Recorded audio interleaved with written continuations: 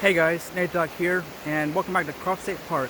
Now, for today's video, I need your guys' help because right behind me, there should be a bridge here. You can see the remains right here and somewhere over here.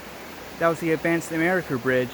But this past February, there was a tornado went through Spartanburg, and the flooding was so bad, it washed it down literally 70 yards, at least downstream.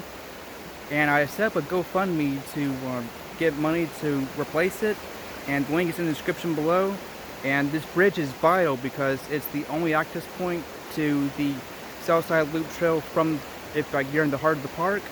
And the Southside Loop Trail is very popular with mountain bikers. And the only other access point is like a back door kind of to the park, but that's a few miles away. So please donate if you can. If you can't, I understand, but just please share it with everyone, your friends, family, coworkers, everyone. And if you haven't already, please subscribe, and I'll see you guys later. Bye.